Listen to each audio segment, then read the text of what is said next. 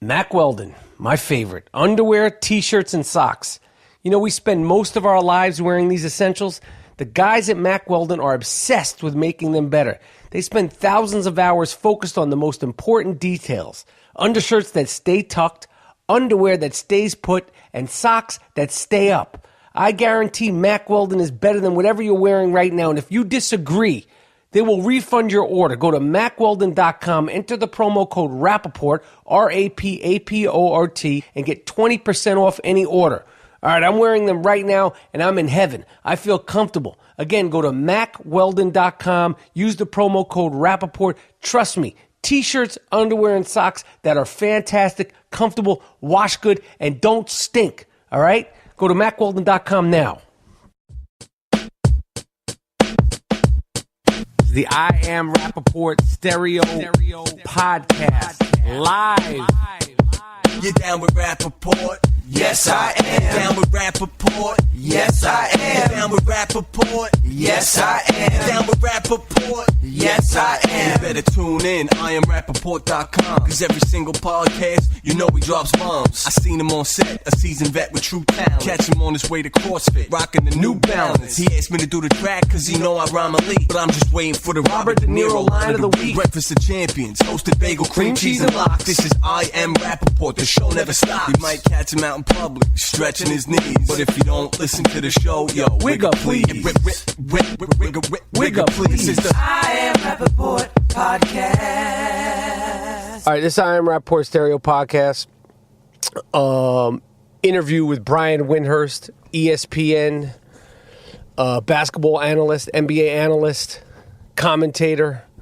He doesn't do broadcasting, but, you know, he commentates on the NBA. They call him the LeBron Whisperer. Great interview coming up. But before we get to that, we interviewed him yesterday. I interviewed him yesterday, and then, you know, obviously what happened in Dallas last night. You know, we wanted to acknowledge it before the interview. Everybody knows about what happened. It's a fucking tragedy. It's scary. It's so upsetting on so many levels. 5 police officers killed at a peaceful protest for the gentleman in Louisiana and the gentleman in Minnesota, both of who were killed by cops. And then, you know, a crazed person wanted to take down cops. So you have crazy cops, and you got crazy people, and everybody has kids, and everybody is somebody's son, somebody's brother, somebody's boyfriend, somebody's husband, and now there's just loss across the board. And I didn't feel like we could get into this interview without talking about this. Before I let you speak, Moody, you know, I was thinking, you know, in the earlier episode that we did today, today's a part of a doubleheader, you know, about this fear. You know, you were saying yesterday, you know, these people fear black people. And, you know, I was trying to think of my own history and path and feelings about that. I remember about 10, 12 years ago, Charles Barkley wrote a book, and the title of the book was Who's Afraid of a Big Black Man? Right. And, you know, it's like, you know, the reality of it is like, you know, I understand this fear. I'm fortunate to have been exposed to so much diversity at such a young age. But I, you know, I think, you know, like, you know, I was just thinking about, I'm trying to articulate myself. So don't people don't take things out of context and you know, run with whatever. I'm trying to articulate myself in the most honest way to try to inspire and instigate conversation, at least, you know, for the people that are listening to the podcast, is that, you know, you think about like, oh, well, you know, white people are afraid of black people. Is it because of the way they look? Is it because of what is that? What is that? And that's not always the truth. You know, that's a general thing. But, you know, these cops are afraid of black people. White people are afraid of black people. And you know, I'm trying to think what that is. And, you know, I remember Eddie Murphy, you know, in a bit, I think it was from his first thing he talked about, or remember it was his second thing, Raw. No, it was Delirious, his second thing. He talked about, he was doing a bit and he was like, I went into all my crazy black shit, to try to scare these white people. Like he was talking about arguing with the Italian, and I did all my black shit, and then he just laughed at me.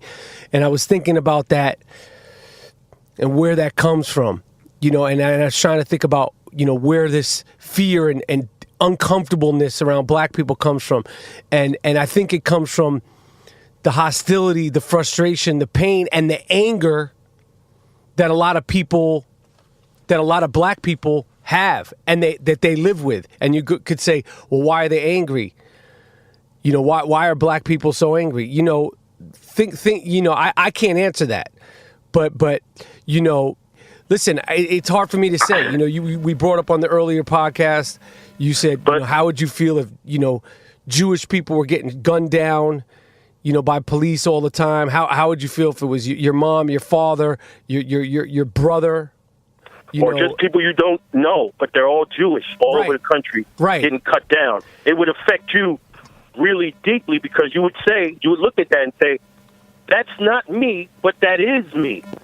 And I mean, and Moody, you could talk about this and you could get into this.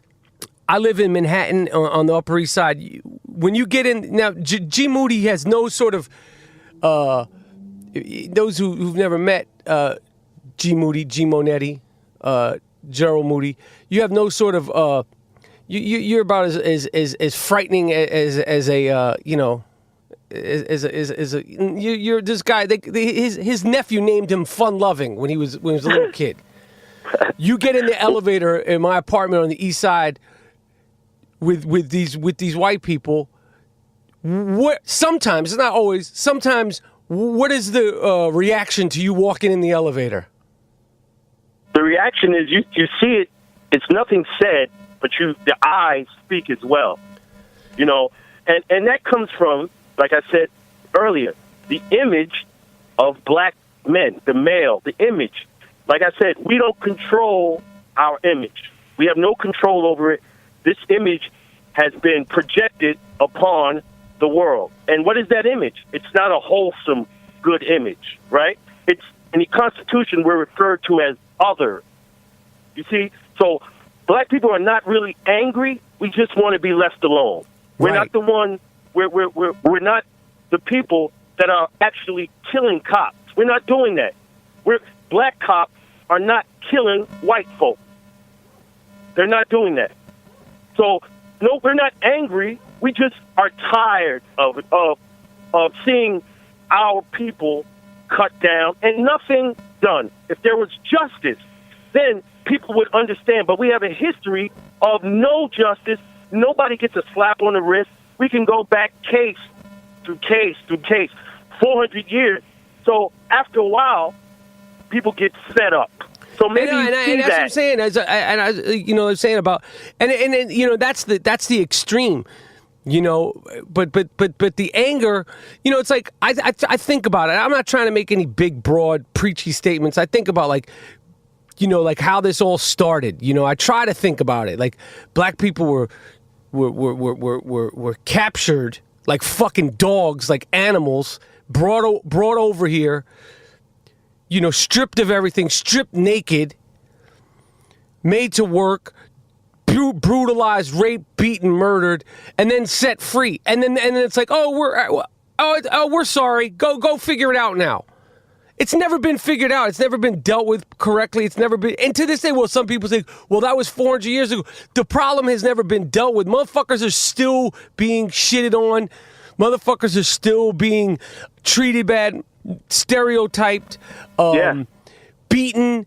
Wait until they uncover the corruption that they find in the Baton Rouge police department. Wait until they uncover that. It'll be a mirror of Ferguson, a mirror of Baltimore. Right. All this is always smoldering underneath. Right. And then when a riot comes out, then people are like, why are they rioting? Right. Because why you are don't they understand the racism, the corruption that's been an ongoing thing, and that we have to deal with.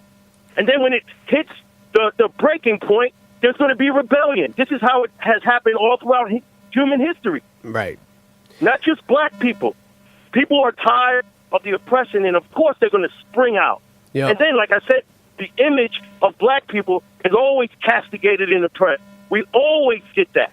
We always. And then when black people try to separate, what do? They burn down the town. They lynch the people. They kill the people. And nobody gets arrested. These wounds are just been festering for years. And it's going to happen again.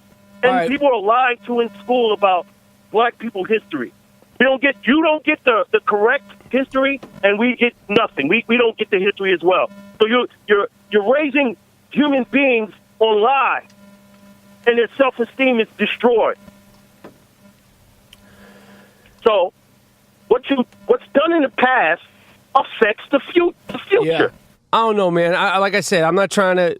We're not trying to. We don't have no answer. I don't think anybody has an answer. I know that the deaths of the people of innocent black people is heartbreaking. I know the deaths, the whole thing, the murdering. Everybody's killing. No one should be. The police should not be targeted and shot at. That should never happen. None of that shit is good, man. And we just have to come to an understanding of why there's so much hostility towards black men. Right. Towards black men.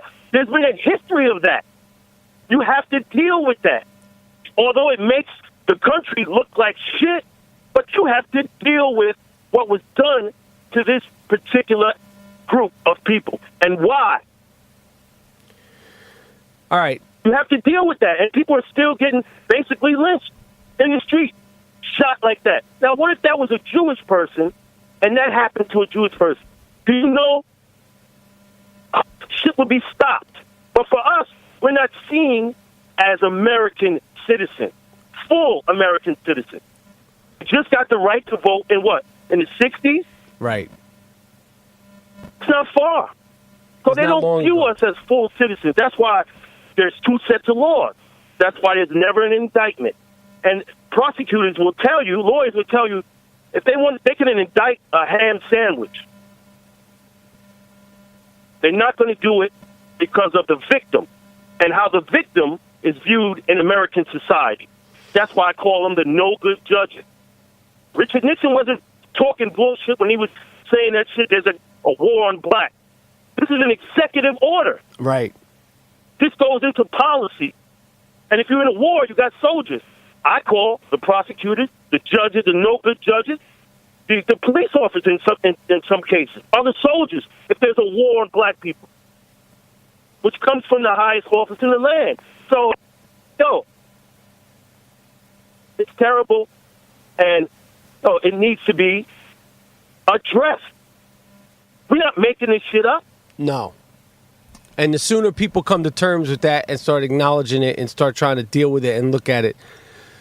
Right. If it's an American problem, when you see it, the pattern happening to one specific group of people, then it's the obligation of the other Americans to say, yo, man, this shit, you're just doing it to these people. This shit ain't right. Right. Everybody should come out, not just for no fucking dogs and no fucking dolphins and shit. Your fellow black human beings are being cut down routinely. Mr. Moody does good shit. It's the I Am Rapaport Stereo Podcast. We're getting ready to get into an interview with Brian Windhorst. Before we get to that, on a lighter note, although we have to address the seriousness, I just want to just quickly throw this at you. So Ciara, the R&B singer, and Russell Wilson, quarterback of the Seattle Seahawks, of course, they publicly mentioned they weren't having sex. They were abstaining from sex until they got married. Now they got married, and now they're telling the whole world that they're having sex and they're having a lot of sex. Yo, dude. That guy's corny, man. That dude is corny. Yo, Russell Wilson. Yo, you got to be one of the top 5 corniest motherfuckers ever. Ever. Ever. Nobody cares about whether y'all freaking off or not freaking off. We expect you to. You're an adult. Yeah, we don't care either way. Well, why do I know that you wasn't getting that ass? And Ciara might be like, yo, this dude's fuck style is not buck wild. Like your whole marriage is hinging on your fuck game right now. You know how much pressure you put on yourself? And what if her fuck style ain't buck? What if, God forbid, something don't smell right in the cookie jar? I just want to let you guys know, I don't care about what you guys are doing one way or another. You want to abstain from sex? Cool. You want to freak off? That's cool too. None of this is my business. I don't care about any of it. You're corny. You're corny, Russell Wilson. Exactly. That's it. Hey, think about it. Any guy you was hanging out with who was always talking about, oh, I be tearing this up. I'm getting this. I'm getting that. You a corny, whack dude, man. Your personal sex life with your wife is just that. Your personal life. Who cares? Unless you sharing. All right, Moody, great shit. We're going to get into this right now with B. Windhorst. I wanted to definitely, obviously speak on this because I know it's on everybody's mind and everybody's heart. I implore everybody to have open conversation and not be scared to have open conversation. The more that you talk, the good, the bad, and the ugly, no matter how weird or uncomfortable it might be, I think the better. I think it's a tiny, tiny step in sort of just trying to understand and have compassion and understanding for each other. It's the I Am Rapaport Stereo Podcast, and here comes B. Windy. The I Am Rapaport Podcast is sponsored by Casper Mattresses. Casper Mattresses is an award-winning company that makes the most ridiculously relaxing, supportive mattresses sold directly to the consumers. Sleek, new designed beds delivered directly to your doorstep in a small box. The Casper mattress is available in 6 sizes and had a 10-year full warranty. It's made and stitched right here in the United States of America. Free 2 to 5 day shipping in the United States and Canada. Casper is so confident in the mattress that it'll give you a 100-night free trial with the mattress. And if you're not happy, Casper will pick up the mattress for free with a full refund. Okay, it'll donate or recycle the mattress to somebody who really appreciates a great night's sleep, a great nap on a lazy afternoon. Go to Casper.com and save $50 using the promo code Rapaport, RAPAPORT. That's Casper Mattresses, CASPER, Casper.com. Check it out. I sleep on one every single night and love it.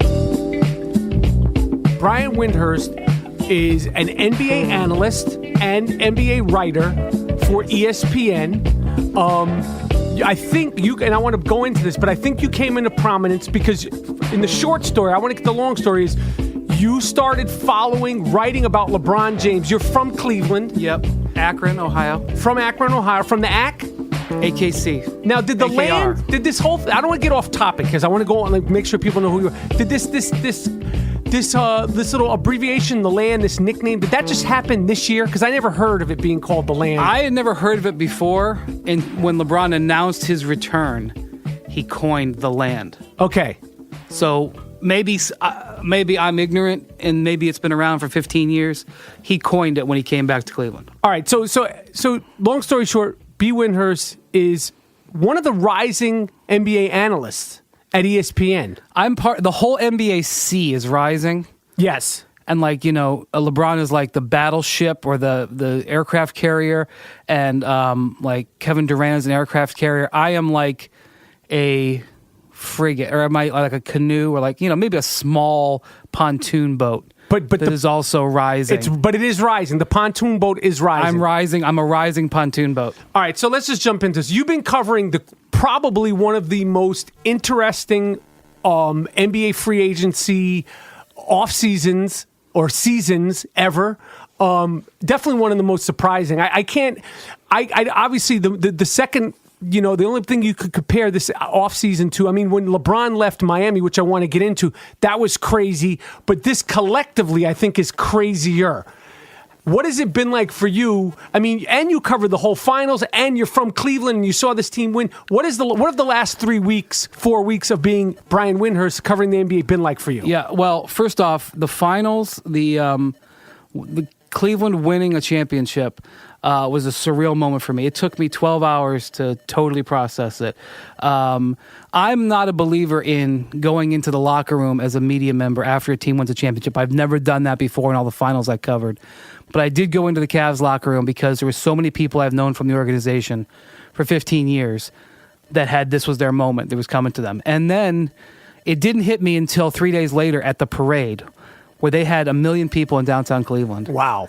It was so stupid. They, instead of having a parade along a long street where the amount of people would be spread out over a course of miles, for some reason they had the parade like around a giant block where there was like 4 left-hand turns. And so the 1 million people were crowded into like a square mile or less. Well, it is Cleveland, so the planning. Just because you guys are champions now doesn't mean you've heightened your mentality. It is Cleveland. I know there are Republican conventions there in a couple weeks. Oh wow! And let's hope they have better planning than they had for the parade.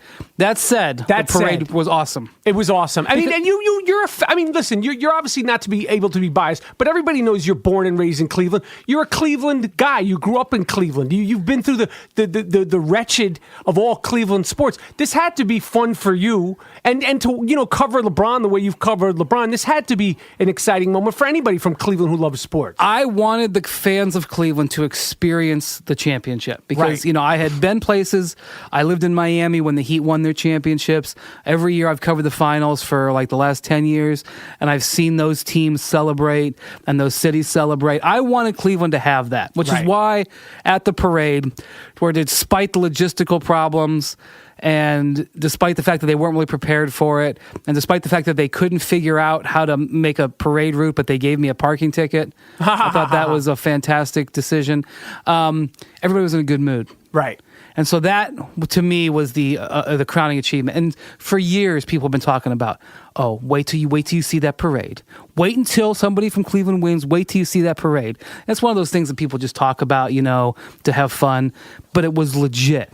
It was a legit cool moment. It was a legit all-time memory moment. And also Game 7, for a Warriors fan, had to suck. Right. But for the Cavs fans, I know people... Were you at the game? Yeah. I was at all the games. There are Cavs fans that I know who are rewatching Game 7 every week. It's like on a loop. Yeah, it's like they're breaking it down. Like the I don't know. They're they're working on they're writing their theme, their doctorate on it. They know every play, and then and they were doing that at the parade to kill time before it started. They had these big screens, and they were replaying the last 5 minutes of the game on these screens. And the fans crazy. had already memorized. They're like, here's where he goes to the left. Here's where they make that substitution. They're studying this fourth quarter, and they're just cherishing it. So Cleveland is sucking the marrow out of this championship. As they should. They should. I think they should. They won it. They earned it. It's been a long time for I break balls about every city pretty much except for New York. Even New York, I break balls. It smells like shit a lot. It's still filthy. It doesn't matter how gentrified Manhattan is; it's still disgusting. People are like, "You Cleveland, you Boston." What part of New York are you from? I'm from Manhattan. I grew up right in Manhattan. Where in Manhattan? On the east side of Manhattan. Okay, because I lived for 2 years on the Upper West Side. Okay, so I don't know if 2 years does that. I hear people say that you're not a New Yorker. You got to live there for 7 years before you're. No, you're not a New Yorker. I mean, I think in order to be a New Yorker or a Clevelander, or you have to be. I think your formative years are where they're at. But you get a sense of where you are. Yeah, but I can educatedly speak about New York. Yes. Okay. So let's talk about free agency. Let's go right into last night. Dwayne Wade. No, what happened? Did you see this coming? Walk me through in layman's terms, in dumb fucks who think they know about sports terms. What happened with Dwayne Wade?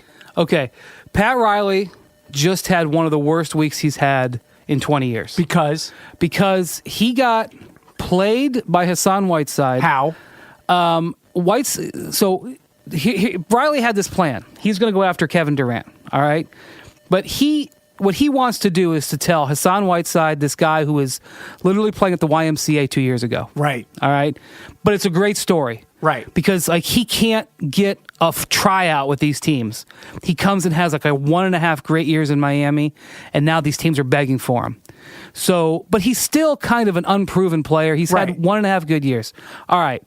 So he wants to chase Durant. So he wants to say to Wade and Whiteside is, guys, just hold on a minute till I talk to Durant. Let me sell Durant. Then I'm going to get Durant, and then we're going to come back, and with the money that I have left over, I'm going to take care of you, Hassan. I'm going to take care of you, Dwayne. Well, Hassan Whiteside's like, nah, man. You're going to give me my offer on July 1st at midnight, or I am walking. And he said, but by the way, I'm not saying this, I'm not extrapolating this. He gave an interview where he was like, yeah, I'm going to be making up my decision on July 1st. Problem, the Heat's meeting with Durant was July 3rd. All right, so Riley basically has a choice. He either lets Hassan Whiteside walk, which he would have done, and pitches Durant, or he's got to kowtow to this guy who literally a year and a half ago was at a YMCA. And Hassan White's a great defensive player, athletic, DeAndre Jordan type. Same thing, cannot shoot free throws. There's a high upside, but we still don't know. Like DeAndre Jordan, listen, they knocked down doors last year for him. Right. Okay, so go ahead.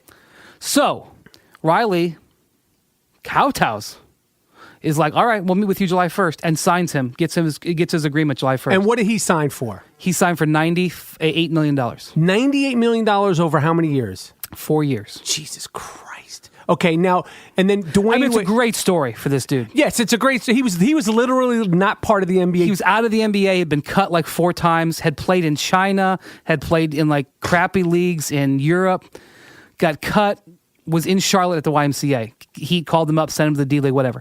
So then Dwayne Wade is like, wait a minute. So not only are you telling me to sit on the runway for Kevin Durant, which you can kind of understand, but still you're Dwayne Wade. Right. You're taking care of Hassan Whiteside before me? And, right. And Dwayne didn't have anything against Whiteside. I mean, he made a strong play. Right, but he still. made Pat drop to his knees, essentially, and deal with him first. So Wade's like... And not only that, Riley didn't even call him. Didn't call Wade. Now, how does this happen? Like, what is wrong with Pat Riley? And bring me up to speed on this whole thing where, like, during the LeBron era and the Ray Allen and the Chris Bosh, Wade took pay cuts. That's a fact. So I'll try to make this simple. So in 2010, when all those guys got together, they didn't have enough money to sign all of them at their total max dollars. Right. So literally the 3 of them got in a room and they said, all right, you take a little bit less, and I'll take less. And Wade took the biggest cut of all. Not only to make room for Bosh and LeBron, but also to make room for his buddy Udonis Haslem. Like Haslem was gone. And basically, essentially, the checks that Udonis Haslem got for the next 4 years essentially might as well have come out of Dwayne Wade's pocket. Wow. I mean, they came from the Heat, but it was because Dwayne Wade... Now, what the Heat will say is, we were going to give you your money, Dwayne. You were the one that said make room for Haslem. But essentially, that's what happened. He subsidized Udonis Haslem for the Heat for 4 years. Then, when LeBron walked in 2014, the Heat were devastated. They weren't expecting that to happen. Riley's greatness is unquestioned, and his greatness in 2010 when he sold LeBron. I mean, he walked into that room and he sold LeBron James on bolting from Cleveland in Cleveland. Like, if this week was one of the worst weeks of Riley's career as an executive, that week in Cleveland in 2010, he comes into Cleveland, into their home turf, infiltrates Cleveland's home turf, does the meeting. The Los Angeles Clippers is great. Los Angeles Clippers are supposed to show up at like 1 o'clock. The meeting's supposed to be, there's a meeting with the Heat at 11. The Clippers are going to be at 1. The Clippers show up at 12:50, and they're like, we're sorry, Mr. James is still meeting with the Heat. 1:15, 1:30. The Clippers are like, what's going on? Riley's like, no, you'll sit out there and wait. Now you're on the runway, LA Clippers. He knew what he was doing. Yeah, so he sold them in that meeting. Greatness. But now I just don't know if he has the same touch. So 2014, this is what Riley thinks he's going to do again. He's going to come in and meet with LeBron. So there's a wedding. This is after they lost to the Spurs. Dismantled them. 4-1. Dismantling. I had pleasure. I loved it. I loved watching it. It was a beautiful thing. Go ahead. So Riley holds a press conference after that, and he knows LeBron's thinking about leaving, and he walks out and he slams. The first thing, he sits down and he slams his fist on the desk. Bam! And he goes, I'm pissed. And he starts going on this soliloquy about, you got to have guts. You got to want to come back. And he was like talking to LeBron. And LeBron was like, I mean, LeBron was probably already thinking of leaving anyway. Like, I'm not saying that made a difference, but LeBron was like, what are you talking about, old man? Right. And so a couple days later, there's a big wedding. LeBron's trainer is getting married in Coconut Grove to a Miami girl, a girl he met down there. He's a great guy. He had a baby the day before Game 7 of the Finals. Great guy. So Riley's going to go to the wedding. And his move is he's going to get LeBron cornered at the wedding, and they're going to, hash it out over like a drink, just like the Godfather does, right? At the wedding. And Riley couldn't get to LeBron at the wedding. LeBron didn't allow a meeting at the wedding. So Riley had misjudged what he could do in 2014. So now LeBron bolts, and the Heat are like, damn. And they're about to lose Chris Bosh. Right. Chris Bosh is ready to go to Houston. He's from Texas. He's ready to go to Houston. They were in big trouble, and Wade saved them. Wade takes a $10 million pay cut. This is 2014. $10 million. All right. So now he's left money on the table in 2010. He's left a lot of money on the table in 2014. All right. 2015, last summer. He wants a long-term deal. He's like, okay, I took care of you in 2014. Now you give me a couple years, pay me back, we're going to be square. And they're like, we kind of want to chase Kevin Durant next year. How would you feel about taking a 1-year contract? Not even like a 1-year contract with an option. Like all these guys get options just in case he hurt his knee or anything. Right. He had no protection. 1-year deal. Which was this season. And how much did they pay him? $20 million, which was good money, but he had taken $10 million less. He's still behind. Right. Because if he had taken the regular contract in 2014, he'd have been over $20 million. Right. So then this year comes, and he's like, okay, I just had a really good year. I'm 34 years old.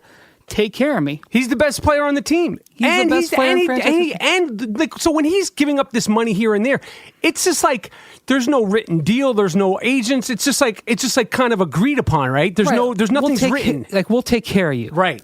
All right. Rule number 1, you got to have it written. Fuck the handshake. But you can't write it because you can't have a deal that's not a deal. Right. Like I can't say to you, I can give you a deal. Here's your 2 years, whatever million. I can't give you a deal that says, here's your 1-year deal. I got you. But wink, wink. I got you. It's got to be wink, wink. It can't be signed. So Wade's like, okay, I took care of you over and over. And they were like, wait on the runway. And that set him off. And then he started meeting teams. And then he's like, all right, listen. He told his agent, go tell teams I want to take bids. And that's, a bunch of little details that happen you don't need to know about or concern yourself with. But essentially... are there any good details that I want to share in this podcast? Sure. Here's the thing. So, when they go to meet with Durant, they say, all right, we're going to offer you $26 million for this next season. This is Miami. Yeah. They met with him on Sunday. Today's Thursday. They go to meet with him on Sunday. They go, here's 20. We're going to sign you for $26 million. And Durant's like, well, you only have $19 million of space. How are you going to get to 26? Don't worry about it. So Durant's like, all right, thank you. Next day, Durant says, all right, I'm going to Golden State. So now Wade, who's been sitting on the runway, says, pay me. And they go, okay, Dwayne, we're very happy to offer you 2 years and $40 million, starting with this $19 million that we have this year. Right. And Dwayne's like, what are you talking about? $19 million. Well, that's all we have, Dwayne. We have $19 million. He goes, you said you were going to get Durant 26. Well, how come you can't get me? He wanted 25. Right. How come you can't get me 25? And at this point, it's not even about the $6 million. I mean, no offense. $6 million is still a lot of money. Right. I mean, he still wanted it. It wasn't like it was inconsequential. But people were like, no, man, we got 19 for you. And that's it. And basically, they were saying a couple of things. One, they were saying, we don't think you'll leave. That's number one. Number two, they were saying, we don't think that you're as worth it as Kevin Durant, which is true. At this point. But nonetheless, the point is they had just offered Durant this money 2 days before. Whatever plan they had to get it, all right? And so Dwayne was like, nah, man, I'm out of here. And that was it. That was it. Give me the 3 people, when I was talking to you earlier, give me 3 of the richest people that I've never heard of in the NBA that made good in this offseason. Before we even get to the Durant, give me 3 names of people that even me, big basketball mind that I am. You are. Never heard of that are so rich right now this summer and that are just riding around going crazy. Give me 3 names. Have you heard of John Lure? Never heard of him. Is this guy in the NBA? He is. What position does he play? He's a power forward, a stretch 4. I wouldn't know him if I wouldn't know him if he came and slapped me in the face. He's from Wisconsin. He looks like he's from Wisconsin. Very pasty white. Yes. Tall. Okay, and how much did he make? $42 million. For how long? 4 years. $42 million from John Lure. Lure? Leuer. John Lure. What team does this guy play for? He plays now for the Detroit Pistons. He's a very rich man. Okay, give me number 2. You said another dude. Solomon somebody? I never heard of Solomon Hill. Solomon Hill plays for now the New Orleans Pelicans. How much money does Solomon Hill have in his bank account coming to him? 4 years, $48 million. 4 years, $48 million. Solomon Hill, who I again, if he came up, smacked me in the face, told me some things about my mom, I still wouldn't know who he is. Solomon Hill's a great story. So last year, he's got an option in his contract for $2 million for this year, and he's playing for the Pacers. And Larry Bird says, I'm not picking it up. You're done. You're going to be out of this league. He didn't think he was working hard enough or whatever. And Larry Bird actually said to him, and again, this is not some birdie that told me this, and I'm not revealing anything. Larry Bird said this in front of microphones. I heard it. He told him, he goes, I'll see you in the D-League, kid. Oh, about this guy? Yeah. Solomon Hill. Basically, he was saying, you're not good enough, and not only am I not picking up your option, I'll see you in the D-League. Right. There's something about this guy. Bird didn't like him and didn't respect him. 4 years, $48 million. And that might be more than Larry Bird made. No, but it's close. It's close to what Larry Bird made his whole career. He's made a lot of money as an executive. No, but I'm saying as an NBA player. I could look it up, but it's close enough that it's a conversation piece. Give me one more person who I've never heard of, me being the great big basketball mind that I am, who's made so much money in the last 3 or 4 weeks. Have you heard of Bismack Biyombo? Yes, Bismack I know. Toronto. Okay. Listen, he made a splash during the playoffs. Right. He did. I didn't say it was I didn't say he was Greg Louganis' splash, but he made a splash. Okay, because $64 million is what he got from the Orlando Magic. Based on his defensive prowess, his hustle, he's a team guy, and the fact that there's so few guys that are legit. He's a big man's big man at this point. Okay. Right? He's down low, he blocked shot, he protected the rim. Right? But 64, you think that's crazy? Yeah, well, it's what the market says. I mean, Mozgov got $64 million. Right. I am Rapaport Podcast. Introducing Play.it, a podcast network like no other. Home to top sports on-demand programming, including CBS sports experts and digital exclusives from dynamic personalities. Hey, join me, Taz. Holy Magic Man Malinaji, 2-time world champion. Hey, it's Boomer and Carton. Hey, this is Tim Marchman from Deadspin. Let's pound the pavement and get some news. Let's hand out some fantasy football advice. Play.it is delivering storytelling at its best. The most addictive sports podcast today. Hear what you've been missing at Play.it.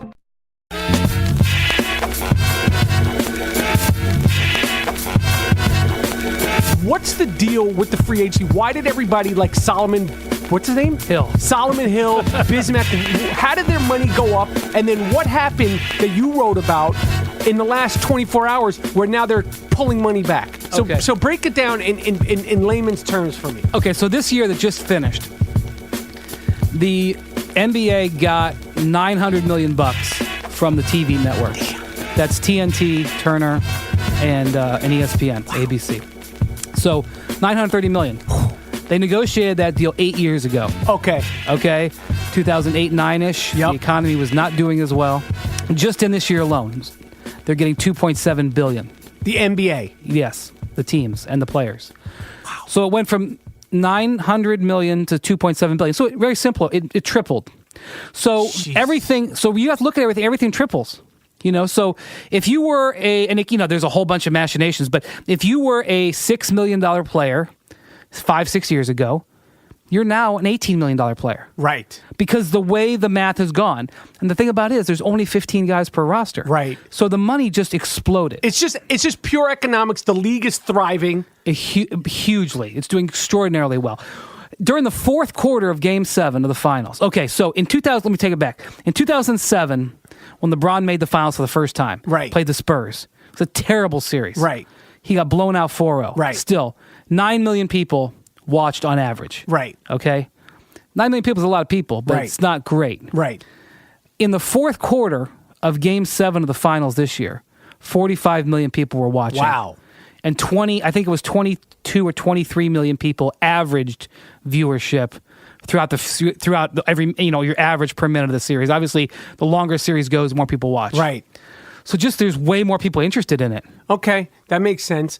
And now break down to me what happened in the last 24 hours, because I read this article that you wrote. I believe it was today. Yeah. That now I'm impressed that you're really, because this is a good example. Did you care about this stuff in the NBA like 5-6 years ago? Oh yeah, I mean, listen, but I don't mean the league. I mean like the intrinsic little things. Well, not so much the details and stuff like that. But I think social media, the abundance of ESPN stuff. I think for people that want to know about it, it's easier. It's getting easier and easier to understand it because of people like you that explain it in layman's terms.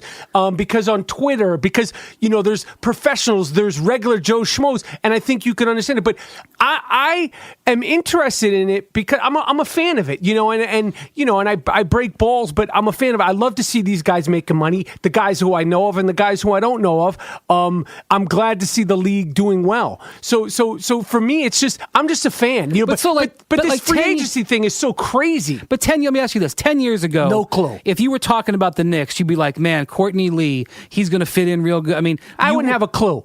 I don't think people. I think now because of social media and the immediacy, you could look up Courtney Lee. You could really kind of get a history into somebody that I happen to know a good amount about Courtney Lee. But I think because you're able to track people easier now, I think a fan is able to be more involved even in the off season. So that's my deal with it. Yeah. But I think, honestly, and I'm just saying, it's like guys like you that are explaining it in layman's terms. I still feel like the NFL sometimes, it's lacking in guys that are explaining the off the field stuff in terms that are tangible. But I think the NBA, like it's really been broken down. Like this off season, like everybody seems to be in on it, and I think that's good because fans want to know, why are these guys making money? Who are they? Why do they deserve it? And so I'm sort of in the same thing. Like, over the last 10 or 15 years, fantasy sports have gotten really big. So everybody's got a fantasy team. Right. I know you're a big fantasy player. I'm a fantastic fantasy football player.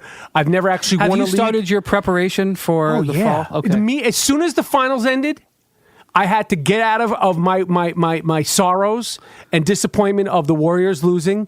I had to put it all down. I did not watch you or your coverage of the parade.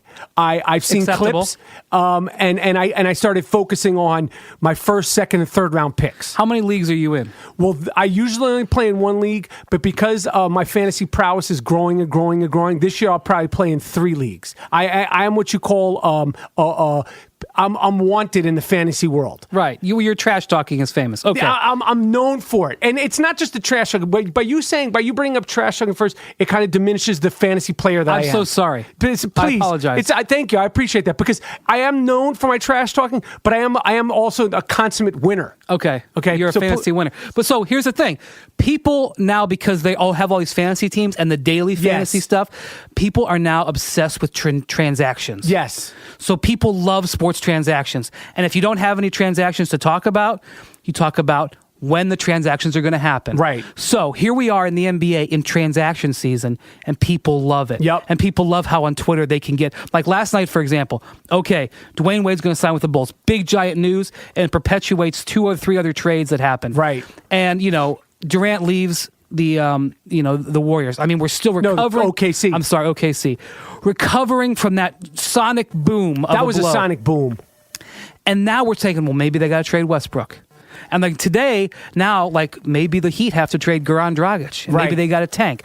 So people want these transactions because they love the transactions. They're in their life. So transactions have now become their own thing that people want to know about. And that makes, just like you're as a fantasy football player, you're a smarter fan. Yes. Because you know more about than your team. Yes. As a if you're obsessed with transactions in the NBA, you're going to be a smarter fan. We have smarter fans now. I agree. And again, I was just thinking when you were saying this, about the KD thing, the Boston fans are invested because Captain America, a.k.a. Tom Brady, he shows up. Danny Ainge is wearing KDs, looking like a crazy person. Julian Edelman posts a shirt. Did you like the all-black look from Danny Ainge? He went with the all-black. I think that was safe. All black in the summer and white jeans on Tom Brady. That was a really good thing. And the Julian Edelman, I wonder what he did with his KD jersey that he posted. Did he burn it?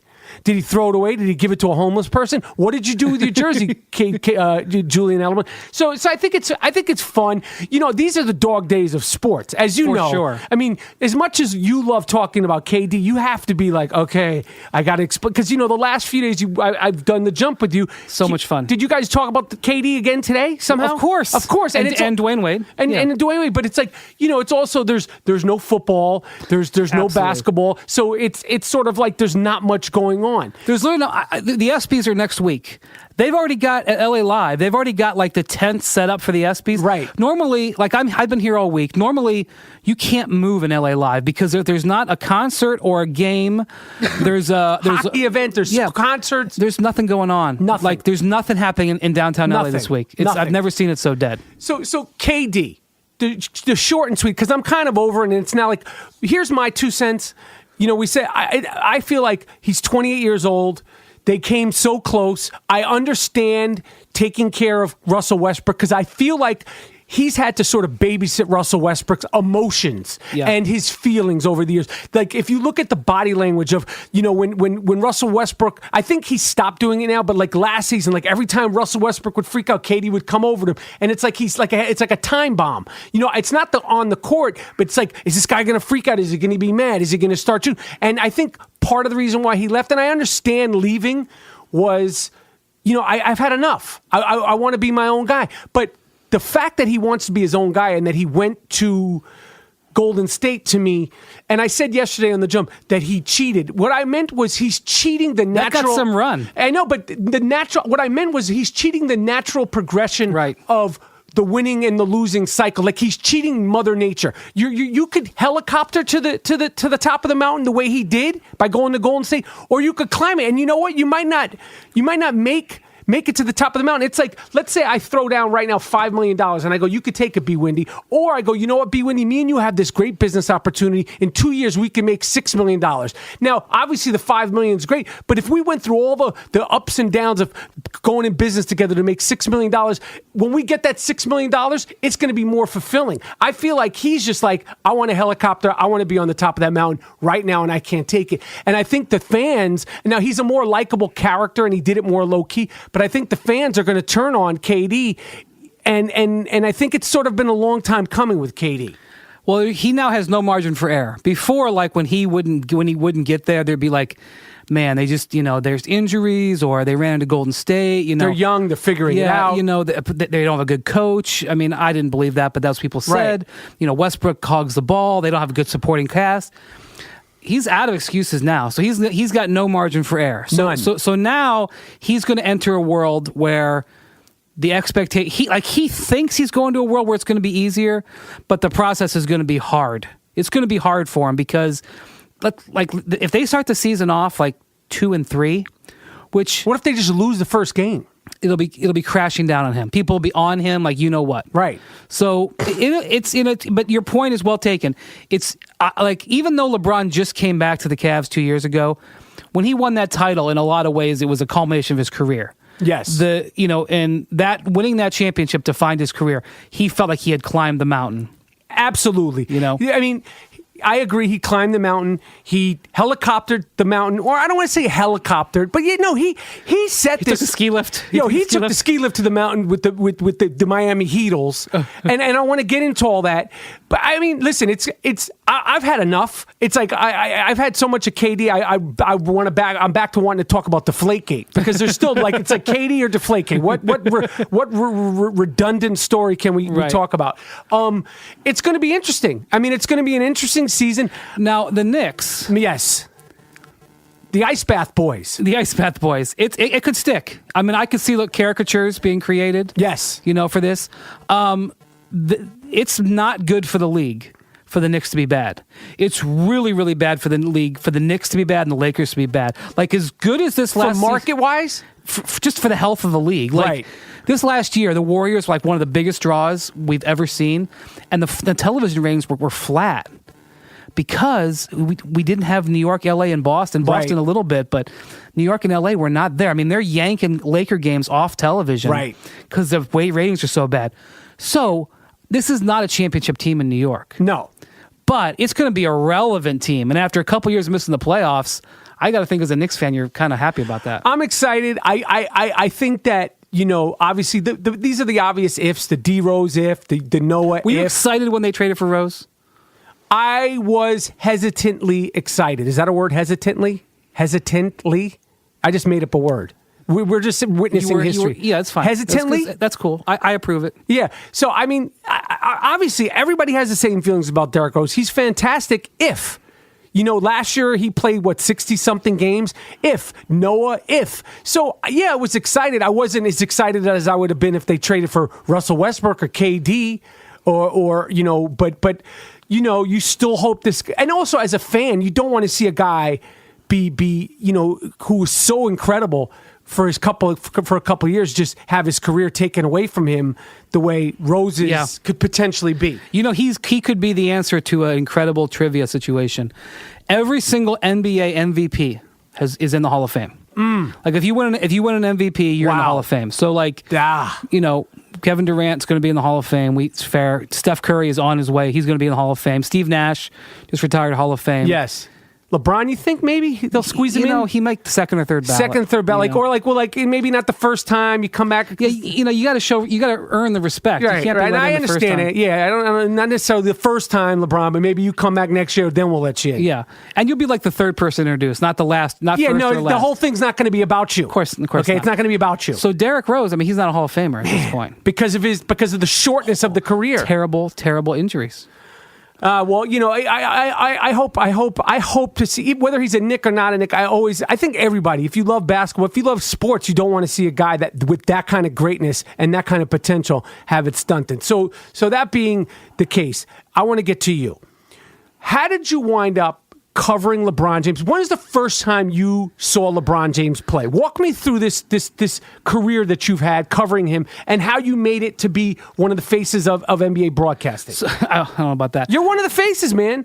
Yeah, this is not a good face. We went to the same high school. Okay. Not at the same time. Yes. I graduated in 1996.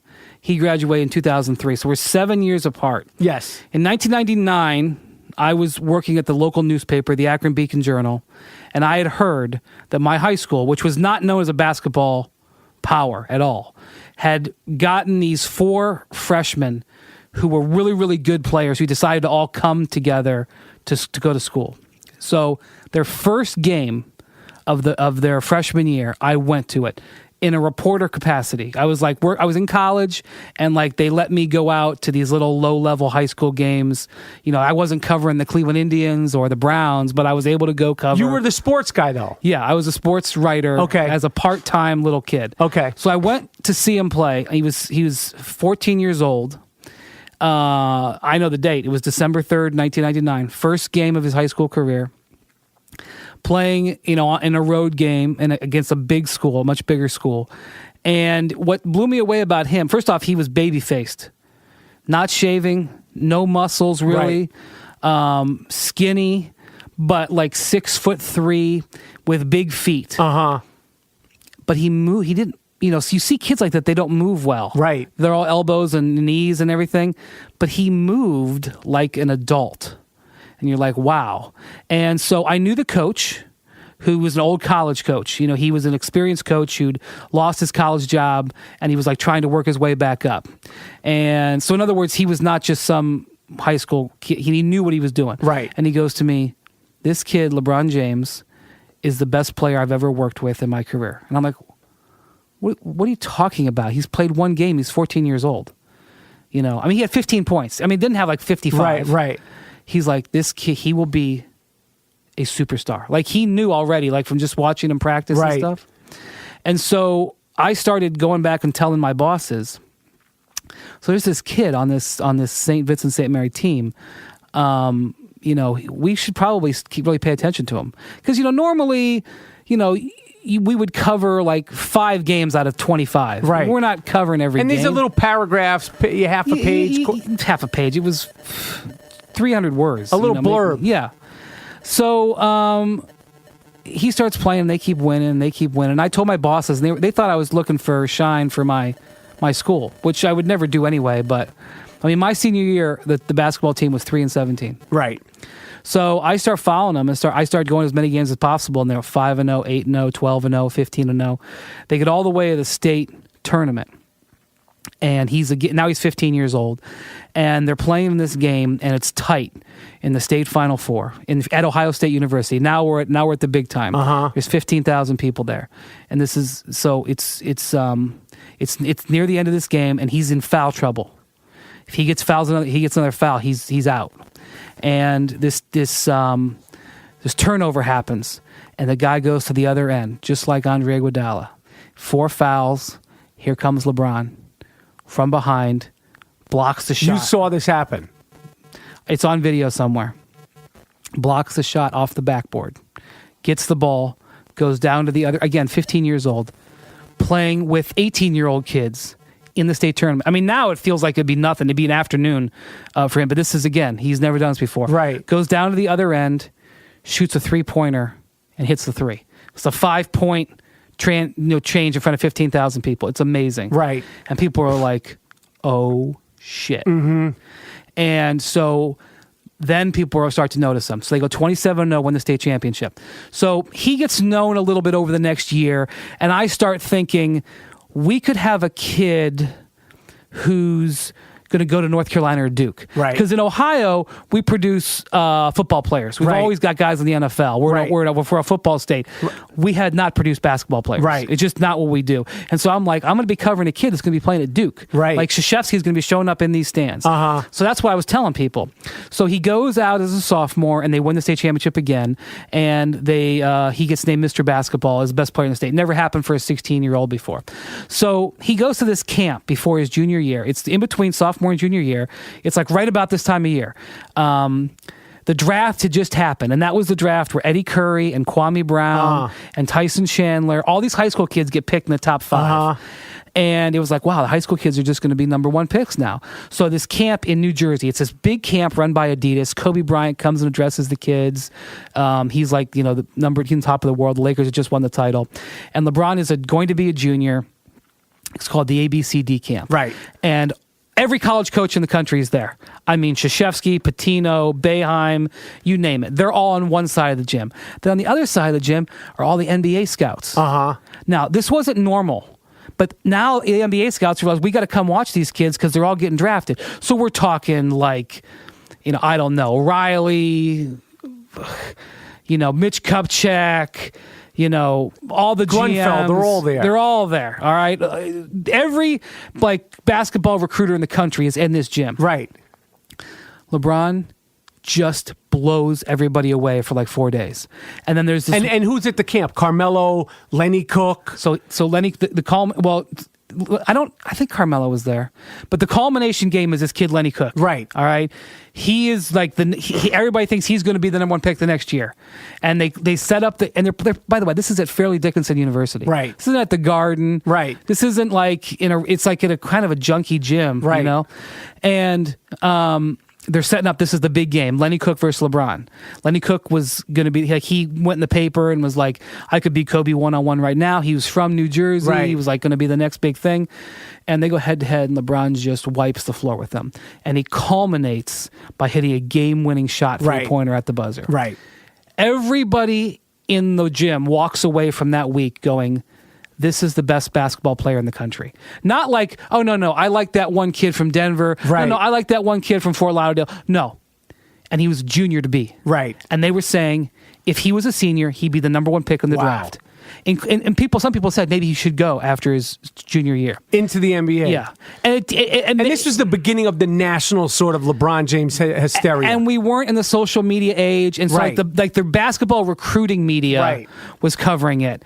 But that was the ball that started rolling that 6 months later had him on the cover of Sports Illustrated. Okay, now let's cut to LeBron James becomes LeBron James. I always saw you. How did you wind up going from a small paper in Akron? Was it Akron? Akron, tomatoes. Like yesterday on the jump, I said Lithuania. It was Latvia. I said Latvia. It's tomatoes here, man. It's like, okay, we're the same country, Akron. What do I know? Okay, so how did you wind up going from this small paper to wind up doing your job that you have now? So I graduated college. I went to Kent State University nearby. Kent State University, who produced Julian Edelman. Yes. By the way. Very proud of that. Yeah, as they should be. So I just happened to be able to get a job covering the Cavs when LeBron went to them. Right. I would have been covering the Cavs if they got the number 3 pick and they had gotten Carmelo or they had gotten Darko or whatever. Right. So I just happened, and I already knew him. I'd known him at that point for 4 years. And what was it like watching that ride? Like, what was LeBron like before he became this global star? Like, just a regular kid, nice kid? Was he cocky? Did he know? No, man. He got bullied as a rookie.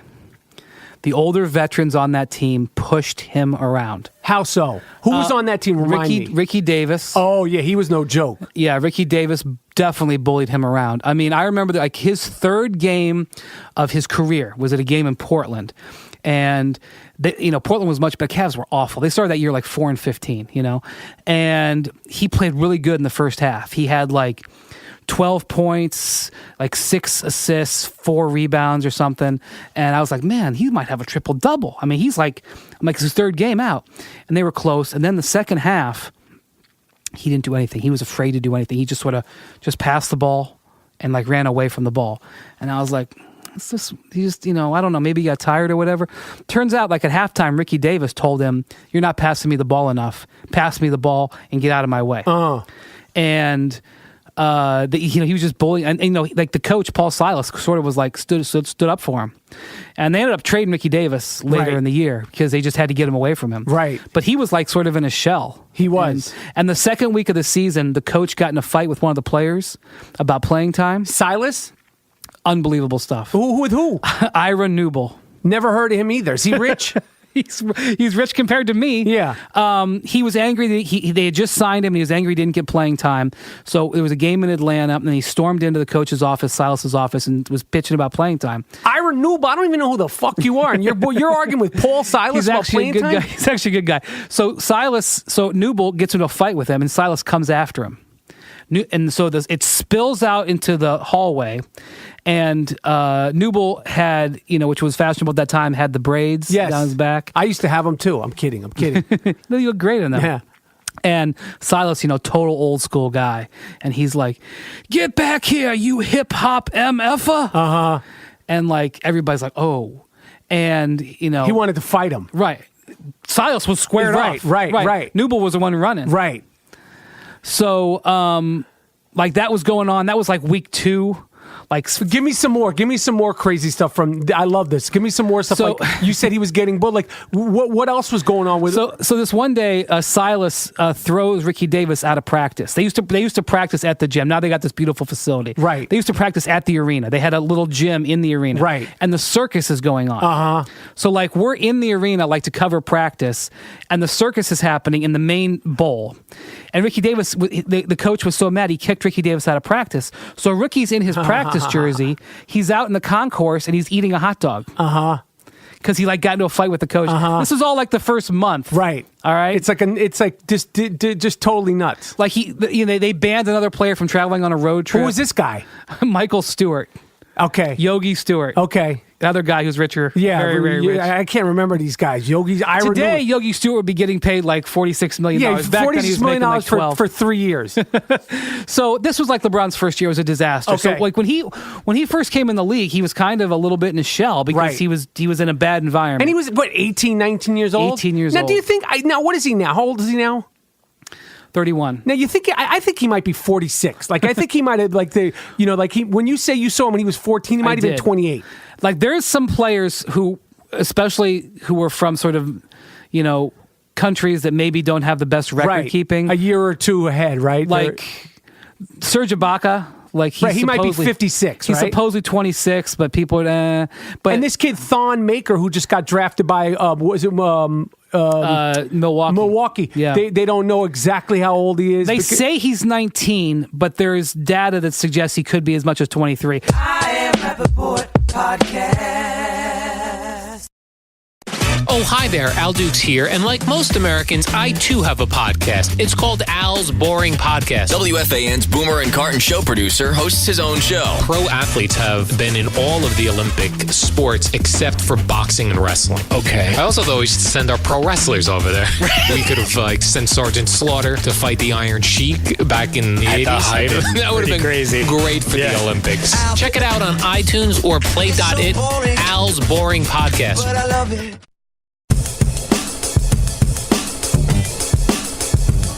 It's one thing to be 21 and say you're 18. Yes. I mean, this kid, if you believe what the story is. Right. I'm not vouching for that. No, I got you. There are people who believe that when he was 17 years old, they put him in 8th grade. Yeah, no, I've heard and this stuff. He was a 17-year-old going to school with 8th graders. Listen, he's 7'3" and he could dribble. Hopefully this kid, because he's one of these guys that's been on the internet for so long. You're Right. I hope this guy makes it into the NBA because I've heard so much about Thon Maker for so long. He allegedly graduated high school in Perth, Australia. Right. There's pictures of him, and they came here and he went back into the showed up 7th as an grade. 8th grader the next year. Right. Now I've heard the story. Like LeBron, I will vouch that when he was 14 years old, he looked 14. He looked like an incredibly tall and physically I've seen that. gifted kid. I was this height and the same amount of and this slow at 14. So I get that kind of physical specimen.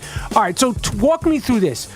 LeBron James becomes LeBron James. You're with him, and you're now covering the NBA.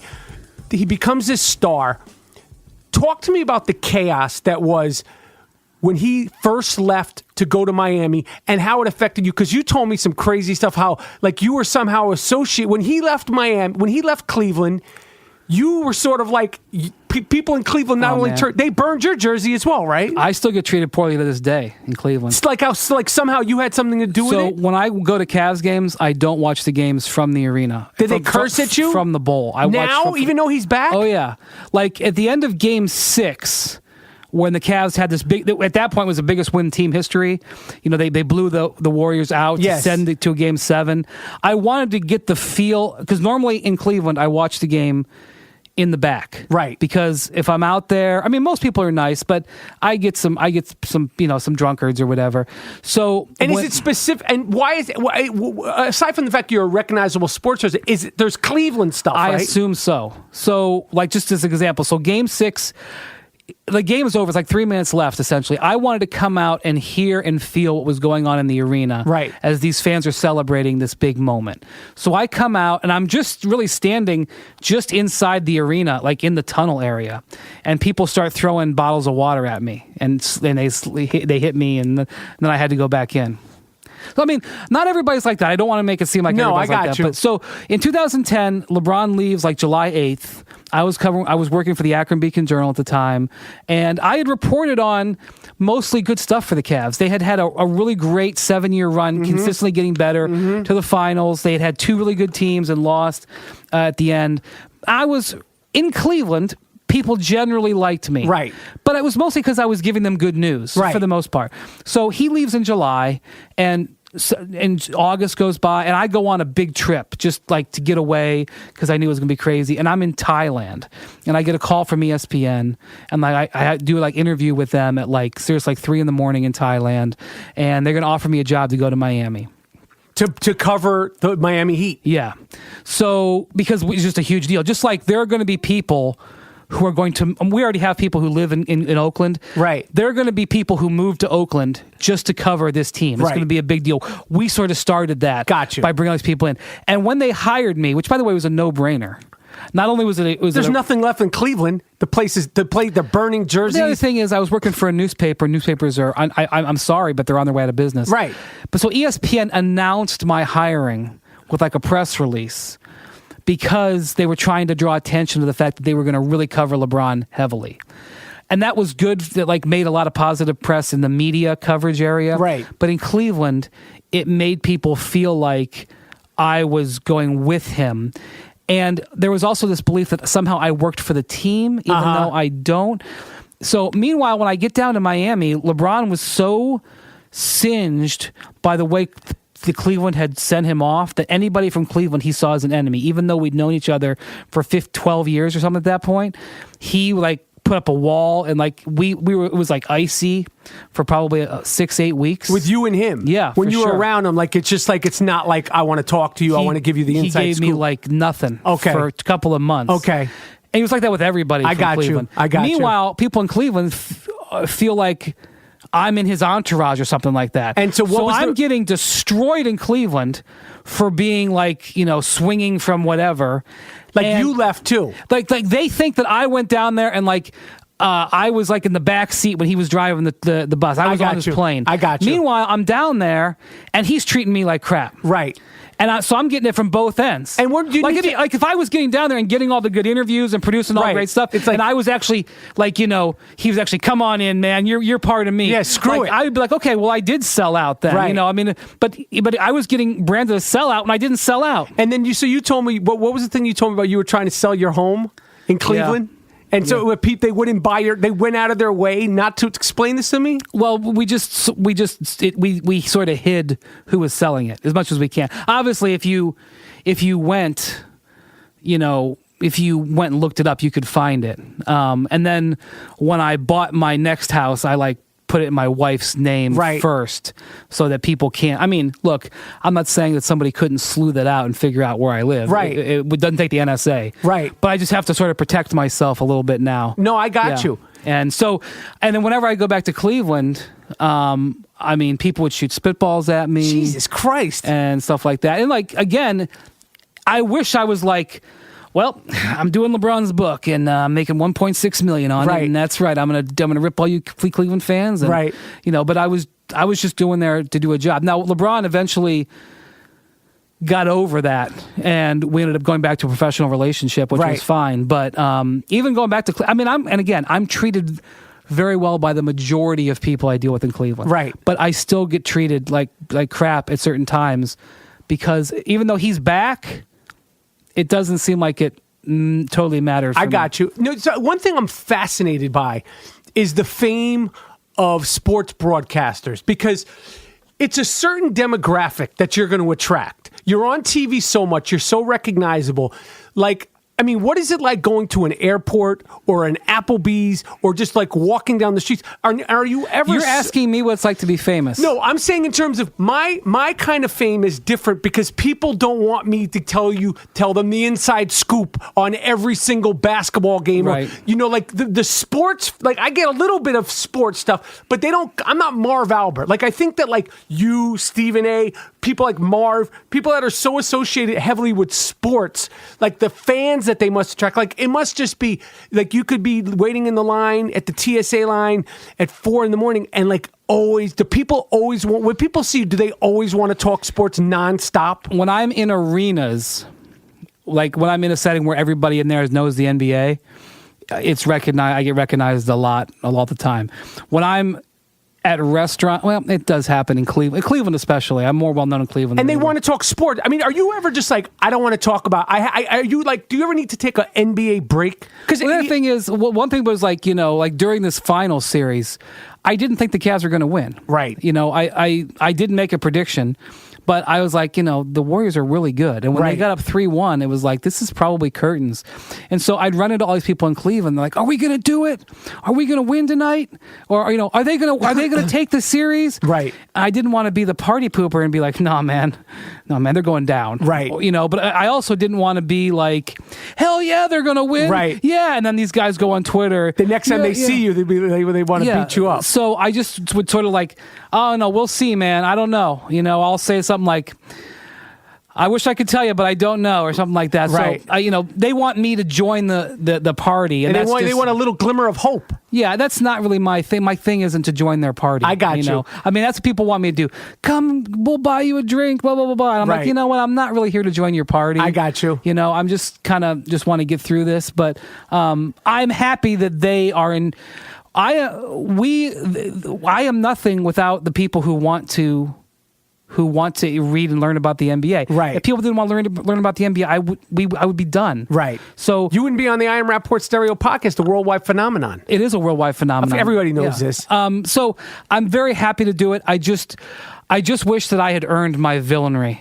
I got you. I wish I had done something to actually be a villain. I think it's gonna grow and grow because I really think you emerged, and I think like your personality is emerging when you do your stuff. And I think that jump show is really fun. The jump show is fun because I think the thing with me with sports and like the jump show and like anything that when I'm asked to do stuff with sports, it's like the analytics guys, they could do the analytics all day, but at a certain point, it's like I don't want to sit there and watch a guy in a suit sit there and break down I'm at home in a pair of boxer shorts, probably picking my nose in one hand, drinking a Snapple or a beer or whatever drink you're in the other hand. Like, you're watching the game. So, like, to watch the ESPN guys, and it's so, like, some of these guys are so nerded out. They take the sense of humor and the fun and the passion out of it. It's like, I got your analytics. I got your stats. Ooh, you're so smart. You created a new stat within a stat. Whoop-de-fucking-do. It's like, I care about this fucking team winning. I like this guy. I don't like this guy. The agony of defeat, the thrill of victory, that's what I'm into. You know what I mean? But I think the thing with the jump that I like doing is they get away from that. There is I think that there's a good balance of analytics, it's fun, and I just think it's more lighthearted. But some of this nerd, it's too statted out, man. Even for people that I like, it becomes like watching a ticker for the stock market ticker. It's too much. Well, I feel like the players are enjoying it. So they like the stats. We're getting the jump. Yes, players are enjoying it. They're coming on to it. They like to come on the show. Yes. They're having fun with it. It's fun. That's good. I think like you could be like a Charles Barkley light. Huh. I appreciate that. I feel like this could be a new phase of your career because you know enough about the NBA. Yes. That you can talk about it educatedly. Yes. But you also have like a fan's naivete about it that makes it more enjoyable to watch. That the fans feel like they're comparable to you. Right. They know everything. They know about the league, but they don't know everything. Right. And you obviously a performer. You can deliver in such a way. I think I don't know what movies and acting jobs you got lined up, but I think basketball commentary, I think there's a niche for you. Well, I appreciate with that. this, and this growing. There's more demand for it. People want it. I love doing it. I'm such a fan. I mean, I'm a humongous basketball fan. I grew up I literally wanted to play in the NBA. So, and I've always loved it. I love the sports. I love the drama of it. I love the soap opera aspect. I just love the whole thing. More than NFL is behind it, is second. But there's nothing. I'm always going to have this love affair with the NBA. Did you your whole thing with basketball? Like, did you love basketball growing up? Did you play ball? Like, I did. Like, obviously, I'm not built to be a basketball player. I played basketball as a kid. Did you love it? I enjoy. I was a seasonal kid. I played baseball in the spring and summer. Golf. I was mostly a golfer. I played on the high school team in golf. And I played basketball in grade school. Okay. I loved going to basketball games. I loved the way it, like the arc of a game. Yes. Like I like being enraptured and like you can feel one team making a run. You can feel the tension of the game building. Yes. I like the game I can't stand baseball. Me neither. I mean, I know nothing. I can name 2 or 3 baseball players that are in the major leagues now. I know nothing. I could care less. I don't see how people sit there for 4 hours at 1 p.m. in the sun, basking, getting fried by the sun, and sit there and watch nothing happen. I don't even know how that's still a business. I mean, my wife is a big baseball fan. She loves the Cleveland Indians. So Does she drag you to games? I agree to go to 1 a year. Ugh. 1 a year. In the sun or in the nighttime? I'm never going back to a game during the day. You're speaking like somebody who's fair-haired. Look at me, man. I mean, I'm like I should be a spokesperson for I don't know how I don't have a sunblock sponsor on the I Am Rapaport Stereo podcast. No kidding, that'd be great. I sleep with sunblock on. When I go to bed, I put on. I mean, I'm so not into the sun. You're not winning any bronze contests either. First off, I went to Aruba when I was like about 10, 12 years ago. And like I just was in the sun for like 20 minutes or something. Got the worst sunburn of my life. my shoulders are still not recovered from it. Like the skin on my shoulder. I probably get skin cancer. Yeah. It affected me so much that I lived in Miami for a few years and I was under hats. Me too. I'll never be tan. But I love college football. Okay. And I feel bad about it. You know college football? I do. Do you know it as well as the NBA? No. I'm not like an analyst or anything. Right.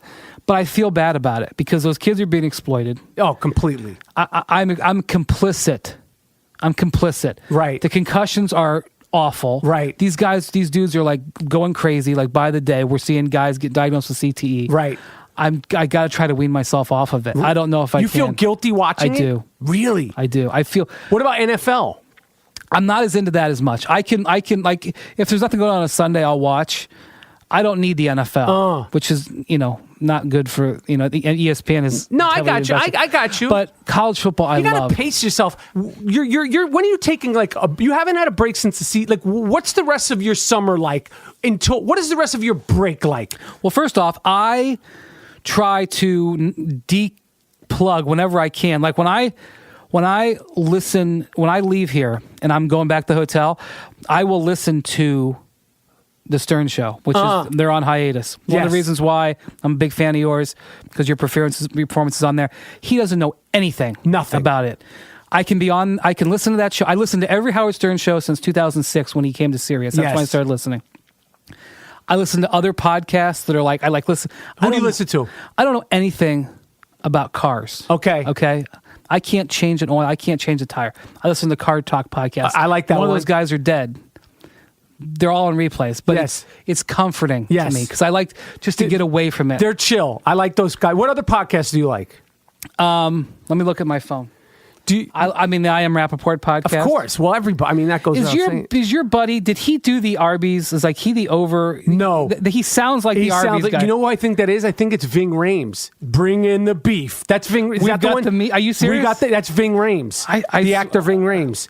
G. Monetti, the 2015 podcast co-host here, doesn't his voice sound like the Arby's guy? I thought he was like a voiceover. But now that you, I told you Ving Rhames. Now you'll be like, oh, you could hear it's Ving Rhames. Okay, bring in the beef. So I listen to Fresh Air. Okay, yep. Just like that.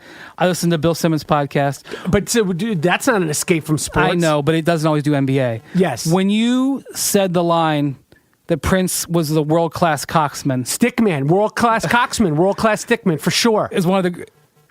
I was laughing so hard I had to pause it. Well, it's a truth. It's a true statement. He amongst being fantastic artist and all the other things, a world-class, world-renowned coxman, one of the greats of all time because of the longevity. Right, the longevity, the span that he was laying that purple pipe down goes from when he first emerged to unfurling the purple loaf. Yeah, he was unfolding the purple loaf for years. So a great coxman. And I felt like the mainstream media, they mentioned Purple Rain and all these certainly greats. Knew nothing about it. No, and then all of a sudden it's like, what about the fact that this is a true stickman, a fantastic stickman? So what other podcast? This American Life. Yep. The Mark Maron's podcast. I like his too. Nerdist. Yep. There's one thing called The Mystery Show, which had 6 episodes last year, and they haven't brought it back. Don't know that one. Well, you wouldn't because it's been gone for a year. Okay. It's very strange. Those are the things I, pretty much listen to. Okay. But really, my life is dominant. It's a challenge for me every day to be able to get through the entire Howard Stern show because my day is very full. Yes. And it's I missed that one segment. I got to go back. Yes. Listen to that. Oh, I'll be on there because fantasy's gearing up. I know. And they're sort of like, uh-oh, here he comes. Because I know that nothing I will hear on that show will bring me to some place that is work related. No. That is a true escapism. Yes. When I'm on that, when I listen to that show, he's fantastic, and that's why I love doing it. It's total escapism. It's juvenile delinquent behavior of grown folks. And my wife, I can't even let her listen to it for 5 seconds because she will just look at me like, "What are you doing?" She judges me. For sure no, I get it. I listen to it. It's sometimes the other day, whatever. Enough with Howard. When you say this is something I want to ask, when you say my sources have told me, or sources have told me. Who are you talking about? You don't have to give your sources, number one. Number two, do your sources have sources? Number three, are you getting it directly from the source? I'm speaking generally. Are some people saying when they say, I have sources, are they just saying that to sort of instigate a rumor? When you guys say, as broadcasters, sources have told me, and Broussard is my man. I think he brought sources to the mainstream because he's the first one, and I do a Chris Broussard.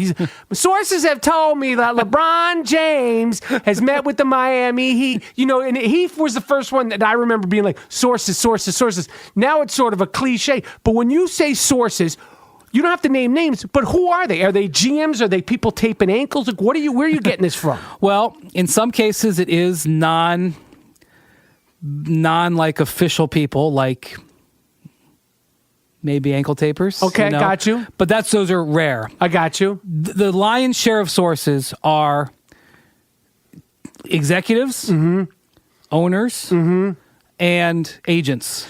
Now, will they say to you, like, let's just throw this out there. Let's just do retired players. Will an agent say to you, like, let's say the Knicks are trying to re-sign Patrick Ewing, okay, and the Seattle Supersonics are like, vying for him. Will they give you a tip because they know you'll bring it to ESPN to sort of play the middleman? And are they almost sort of can you guys be used in a way by those people? Can we? That's the entire game. The game is mitigating how you're used so that you're not totally being used. So you don't look like a chump. Yeah. Because you don't want to break news that's totally off the wall. Right. And there's got to be a line, that, you just like, I'm not going to go there. Or, right. Or they pitch you something like, hey, how about this? And you're just like, I can't do it. But so it's an ongoing relationship. You're like today, just give me an example for today. So yesterday, Dwayne Wade signs with the Heat. So this morning, with the Bulls. This morning, I'm in I hear that there's a possibility that the Heat may look to trade Goran Dragic. Right. I don't know for sure if it's going to happen, but I start talking to executives. What do you think about this? Do you think they have to move him? Do you think you'd be interested in it? And not only just on the phone, which I do a lot, but also on text. Right. Like I may be having conversations with 5 executives at the same time on text. What do you think about this? Well, they got to do it. No, they're going to hold on to him. Oh, I heard this, whatever. But that's just just a conversation that isn't necessarily about a story that's going to be on air. I got you. But when it goes down, you got to rely on them. So like last night, for example, the Wade stuff. I had to reach people at the Bulls. Right. Is this going to happen? And sometimes they can tell you, and sometimes you send a text and it just goes unanswered. Right. Because they can't tell you. Right. And there's just confirmation and stuff like that. And, this time of year, especially agents, because the teams don't like to necessarily tell you how much their players are getting. Because that's the thing. They you're not supposed to publicize that, but obviously we all get the numbers. Right. The agents, meanwhile, this is their work product. Right. So if they get, and they're like, yeah, I got them $470 million. And sometimes that can be manipulated, like it's actually not 70, it's like 63, and they round it up or whatever. So it's a 365-day-a-year process. You're constantly in contact with these people. We can't do this podcast when we're talking about agents' money without bringing up Mike Conley. Mike Conley signed a contract for, is it $150 million or is it 130? And who the fuck is his agent? And can I get him to negotiate the deal? I'm trying to buy a house. I want whoever negotiated that deal in my life when I'm talking to American Airlines and I want ticket prices down, Verizon, who got Mike Conley, who's a good player? Would you say he's a great player? Is he top 10 point guard? I don't think he's ever made the All-Star game. Right, he's a good player. He's respected. Not only that, he's 29 years old. He's had injuries. Which is sort of the apex of a point guard's career. Right. Most likely, his next 5 years, most likely, not for sure, will not be as good as his last 5. His agent, by the way, is his father. Triple jump gold medalist. Right. Mike Conley Sr. That's right. Man. And what's on paper, from what you know, what is his contract? $153 million. I want to smack your face for saying fully guaranteed. $153 million fully. What the fuck is the Memphis Grizzlies? Are they? That's insanity. You mean to tell me they couldn't pick up 2 other point guards to cover up what Mike Conley does? They're not winning a championship. 153 million. Mike Conley, God bless you. He's a classy guy. I followed your dad in the Olympics. I've always liked him. What, Ohio State? Absolutely. Yo, $153 million? Like, yo, isn't he next year? Isn't he making more than LeBron and Steph Curry combined next season? No, but it's not. You're not way off. Yo, what is he's making more than Klay Thompson? And, what is the rationale of $153 million for Mike Conley? I don't understand how I get the KDs, I get the Clays, I get the Stephs, I get the mainstream dudes who are like, either in their prime or going to be $153 million. There's got to be resentment. What the fuck is $153 million? And I'm not knocking the player. I'm knocking the game. Like, I just don't understand. Like, what Memphis? They're not winning a championship next year. There's no way they're winning a championship. They also gave Chandler Parsons $94 million, and he has missed the last 2 years. Your face, yo, man. So it's leverage. It's leverage. It's because Memphis can't get star players. They just can't get them to come there. And there was 20 teams that could have offered Mike Conley that money. They would have. There's other places that would have offered him $153 million. They couldn't have got to 150. They could have got to like 115. The extra 5th year. So look, here's the thing. Like Al Horford, for example. Al Horford goes to Boston, right? And you're like, the Hawks. How can the Hawks let him go? Well, that's why. Because the Hawks. It was the same parameters. The Hawks said, we can't give Al Horford $150 million. We just can't do it. And Horford's been an All-Star 4 times. And Horford's, they've had deep playoff runs. And I like Al Horford. And the Hawks were just like, we can't do it. We're like, we can give you $130 million. We can't give you $150 million. And Al Horford's like, all right, I'm out of here. And then what did he get from Boston? 113. And it's a shorter period of time. 4 years, 113. What is LeBron James getting next season? Right now, if he wants, it depends on whether he wants to sign a contract for that long, because he could only take you could take 1 year contracts. He could get up to $192 million. And for 1 year? No. Oh, Jesus Christ. Oh, you mean for how many years could he get? 5 for 5. Well, he's worth it. But next year, let me just point something out. Because he's doing one and dones, right? He has been. But at some point, you're going to invest. You're going to say, I'm going to be here. I don't know if he's going to do that or not. Okay, so the highest paid player in NBA history was Michael Jordan in 1998. Right. He made $33 million. Right. That's like dog shit compared to like. But it's not. Because nobody's made that money in 1 year. The only 2 players have ever made over $30 million in one season. KG. KG never made it. He was close a bunch of times. Okay. Kobe made it 1 year. Okay. And so give me another profession. Now, I agree Michael Jordan was otherworldly. Find me another profession where the highest paid player in a profession 20 years ago, or the highest paid person is not 20 years later is still not making as much money. The greatest thoracic surgeon in 1976, by 1996, even an average, surgeon was probably making more. What kind of surgeon you talking? All right. What kind of orthopedic? What is thoracic? What kind of surgery? I think that's like a complex surgery. Orthopedic surgeon. Okay. Like your boys in New York are going to need. Yes. By the gross. Yes. My point is, for all this complaining about the NBA, the NBA economy, the top players have kind of been getting screwed. Right. Okay. Because the highest paid top player was 20 years ago. Now, granted, it was the greatest player of all time. I got you. So finally, next year, Michael's going to get knocked off his perch. I got you. Because LeBron or Durant are going to hit that $35 million mark. Will Steph? Because isn't Steph getting like $7 million? He's making $12 million this year. Coming up. Next year, he'll probably hit $26 million. Okay. All right. B. Windhorst. I know you felt bad about him only making 12. Well, I just think that 13% taxes in California. That's crazy. But I can't believe what you guys pay out here. But yeah, it's terrible. But the Mike Conley thing is the craziest thing ever. That is the most wild. So what is, just to end this, I got to let you go. I got to go. What is Mike Conley making for the 2016-17 season that's coming up? $30.8 million. My goodness. So he'll be the third. So here we have the $30 million men. Ready? Michael Jordan, Kobe Bryant, Mike Conley. Unbelievable. All right. B. Windhorst, I appreciate you doing the I Am Rapaport Stereo podcast. Thank you for having me. Thank you for just bringing me out to this incredible place. I'm taking photos. I'm walking around. Of course, the studio that Charlie Chaplin built. It was a pleasure. I would love to have you back on again. Enjoy your summer. Thank you. I hope you can decompress from. I hope you could go 24 hours without hearing KD, DK, and any of this stuff. Because as much as I love it, even sometimes I can't deal with it. Although once it's brought up, it's like just pulling back a scab, and it's like I'm on a road. I don't even know how I got on the road. I love that Conley thing. It was that was great to witness in person. I don't know what that is. 153 million. I want to hang out with his pops. Because he's probably like, I didn't get paid shit. 4%. He pays his father? Well, I don't know what anybody could make an agreement, but the typical agreement's 4%. These NBA players got it good. You know what the actors pay our agents and managers? I know what I pay my agent. My agent gets 10%. 10% out here with their shit. So you're paying 13% tax. By the way, I just can't believe the 13% tax. 13% taxes, 10% to your agent and manager. We're already cutting deep. Ugh.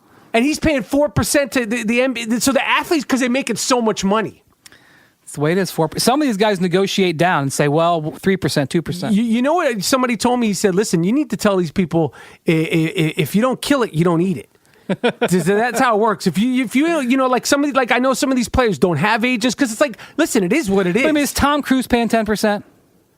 I don't know what Tom Cruise is playing. I know that it depends on some of the actors. It varies. I know some of them are like, yo, you listen, especially when the show gets into syndication, you hear like these actors making, $100 million for being on whatever sitcom. They tell them, say, yo, no. You're going to get this and you're going to get that. Right. Some of them are just like, I'm too loyal. I'll give it. It varies. I don't know what Tom Cruise is paying, but I know that the actors that I know that make big money, a lot of them have been with the same people. And at that point, you're making so much money. It's like, what, 10% is a good write-off. It's like it's benefiting. Take 12 because it's a better write-off. I appreciate you doing this. Man.